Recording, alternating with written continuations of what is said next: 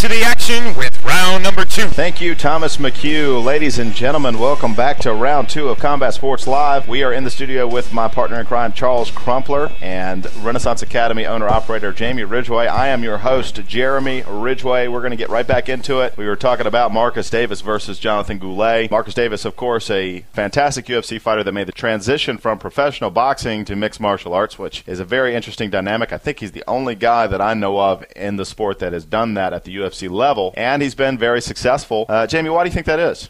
Marcus is a smart guy. He knows what it takes. He comes at the game. He learned the boxing. He had the boxing down. He had a boxing career, and then from his experiences on the show, he knew he needed to learn wrestling. He needed to learn jiu-jitsu. He needed to work in the Thai boxing. And, of course, when you say the show, you're referring to Season 2 of The Ultimate Fighter, where Marcus first made his introduction to UFC. Marcus, of course, being eliminated by submission. Not early. He lasted pretty long period of time on the show, but eventually got eliminated by submission. Went back. I think at that time he had decided that he was going to quit mixed martial arts, but obviously had a change of heart, went and learned ground game, hooked up with George Gurgel and Mark Delagrati from Tong up in Boston, Mass, and has carved out a very impressive career over the last 4 or 5 years in the UFC. Everybody that knows him knows he's a worker. He works very hard. I think he's got 5 kids, 2 gyms, so he's a very busy guy. Motivated. Very motivated. A lot of mouths to feed. 5 kids, I'd be motivated. and I just recently got my jiu-jitsu black belt, and rolling with Marcus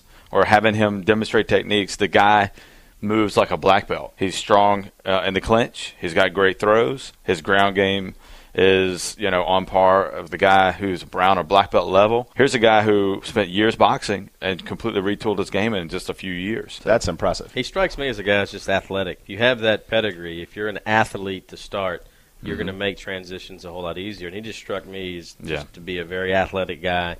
He seemed open-minded to having to retool his game and realizing that he needed to add some ground and jits and wrestling and all the things that you're going to need. But I hope that tonight's fight is a whole lot of Marcus Davis feeding some fists, because that's what I like to see. Certainly.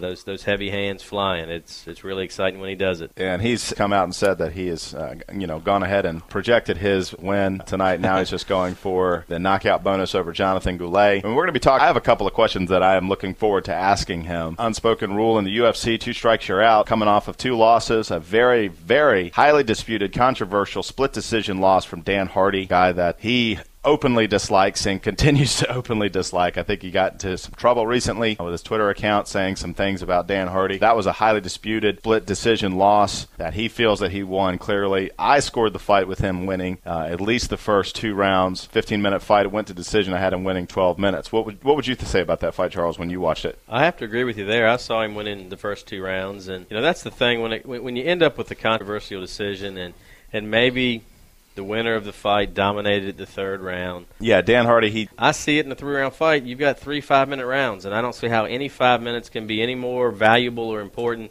than the previous 5. And I definitely think Marcus won round 1 and 2. I don't know how you lose that fight. I'd agree with that. He did catch a vicious elbow in the 3rd round that created a lot of cosmetic damage to his face. Got a bad cut, started to bleed, and I think that's what swung it in Dan Hardy's favor. So he came off of that split decision loss. Then he took another loss fighting Ben Saunders. He caught a bad knee. So I think it was a combination of got a fighter that lost a controversial split decision, then he comes back and he loses a fight. So you'd have to guess he probably feels like he is on the bubble right now, and he's feeling the pressure of this fight. 3 losses in the UFC, and it's different for different fighters. Different fighters can lose 2-3 fights in a row like a Clay Guida and continue within the franchise, but I'm not sure if Marcus is that kind of guy. Well, Marcus has been around the block before. This isn't his first rodeo. I'm sure he's had his back against the wall, whether it just be in a fight or his career, and hopefully he'll come out tonight and put a show on, win, lose, or draw. He's still a showman. That's the fight that I'm really looking forward to seeing. So hopefully Dana White's listening and knows that we're buying pay-per-views to see Marcus fight. Sure, absolutely. And we've got some other great fights on the card. We're going to talk more about that coming up. One fight is Paul Daley versus Josh Koscheck. I'm very much looking forward to this fight. These guys hate each other, and it's kind of a funny situation. If you know anything about the 2 fighters, 2 of the cockiest fighters in the game, talking a lot of trash, going back and forth. Got 2 fighters that want to stand up and play the striking game. Paul Daley, of course, being known for his heat-seeking missiles that they call hands. Hits hard, he hits fast.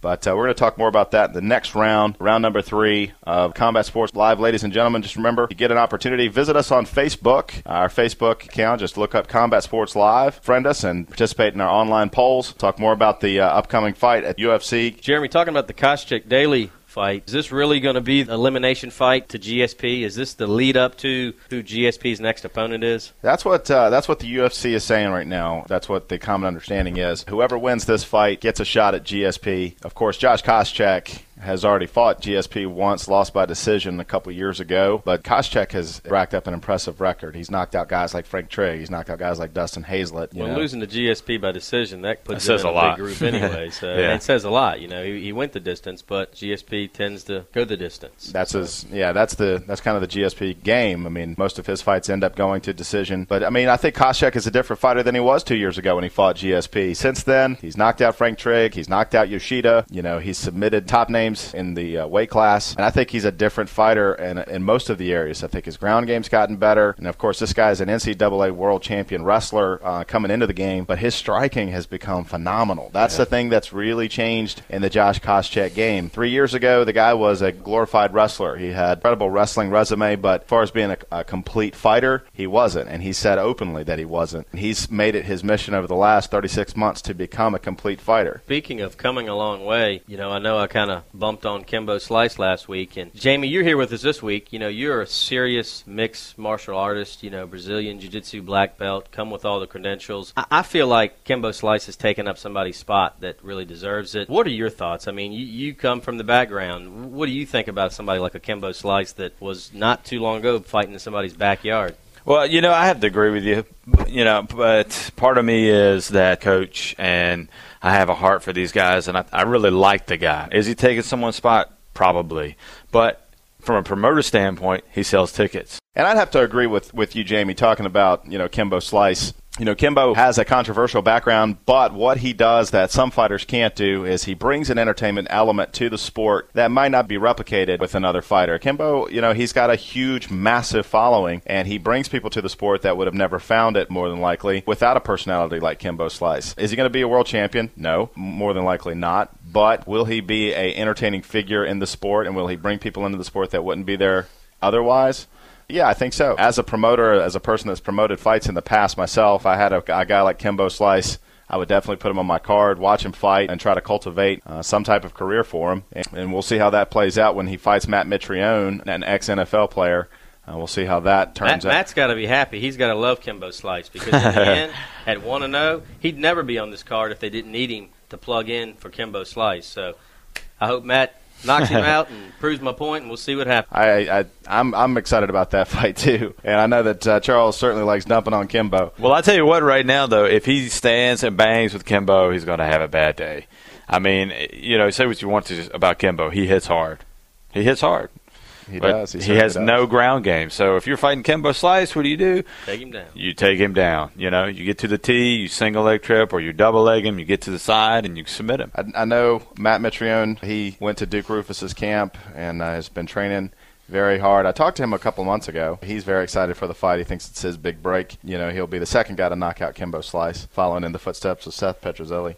And it'll establish him in the UFC. The 1-0 record, he definitely needs to make a name for him very quickly. He's got that chance. And Mitrione, I think he's, from his time on The Ultimate Fighter, a lot of people don't like him. They think he's a flake. They think he's kind of crazy. Talk to the guy. He's down to earth. He's a good guy. I think he's going to do well with Kimbo. That's one of those fights where it's like flip a coin. I could see it definitely going either way. I think if he eats one of those Kimbo Slice right-hand specials, he's going to go out. And don't blink because it might be over quick. That's right. And I hope he does. I mean, I'm going to be rooting for Kimbo just because I like Kimbo. I started out despising Kimbo, and I've become a Kimbo fan. So we'll see what happens. We're going to be talking with Marcus Davis as he prepares for his fight tonight at UFC 113 versus Jonathan Goulet. We're going to hear what he has to say about his upcoming fight tonight. Stick around, ladies and gentlemen. We're going to be talking to Marcus, the Irish Hand Grenade Davis from Montreal, Canada, here in just a moment. Please stick around with Combat Sports Live.